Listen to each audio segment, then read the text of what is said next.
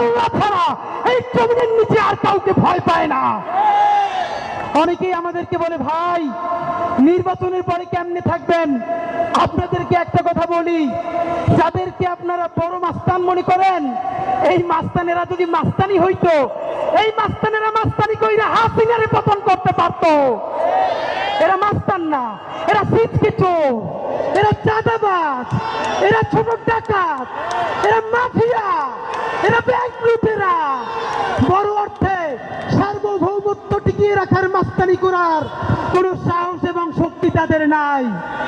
অনেকে আমাদেরকে বলে, অমুক নেতা 15 বছর লড়াই করছে, আর হাদিরা তখন কই ছিল?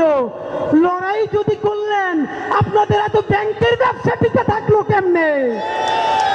যারা লড়াই করছে, সাতক্ষীরায় আমার ভাই বোনদের বাড়ি লড়াই করার কারণে বুলডোজার দিয়ে গুড়াই দেওয়া হয়েছে।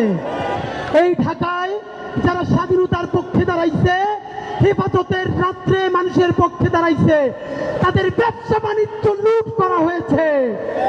তাহলে এত বড় বিপ্লবী এখন হইলেন, এতগুলো ব্যাংক, এত বিমা, ঢাকায় এত হোটেল, এত ব্যবসা বাণিজ্য কেমনে চালাইলেন ভাইরা?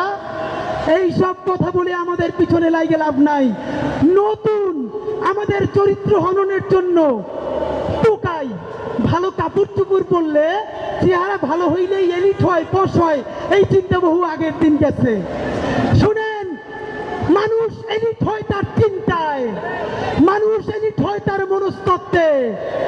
ভালো কাপড় চুপড় সব থেকে সন্ত্রাসী দুনিয়া সিনার চাইতে বেশি কেউ পড়তো না। 800 ভরি স্বর্ণ দুনিয়া সিনার ছিল, এর মানে সোনাদানা দিয়ে যদি এলিট হয়, হাসিনার চাইতে বড় কোনো এলিট নাই। নতুন এলিট সম্ভ্রান্ত, সম্ভ্রান্ত এবং সম্মানিত, এর সংজ্ঞা ঠিক করবে।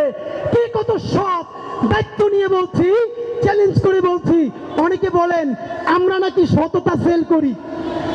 ভাইয়েরা, সততা বেচি বেচি বলতে কোনো দ্বিধা নাই। যদি সাহস থাকে আপনারাও সততা বিক্রি করে দেখান। এনএসআই, ডিজিএফআই, ডিবি, এসপি থেকে শুরু কইরা এমন কোন এজেন্সি নাই যাদের কাছে ওসমান হাদি, জাবের, জুমা, শান্তাদের ব্যাংক অ্যাকাউন্ট, বিকাশ অ্যাকাউন্ট নাই। সব আছে। যদি পারেন 1 টাকার চাঁদাবাজি করাপশন প্রমাণ কইরা দেখান। বাংলাদেশে এখন পর্যন্ত কোন মাফিয়ার এত টাকা নাই যেই টাকা দিয়ে আমাদেরকে কিনে নিতে পারবে ইনশাআল্লাহ।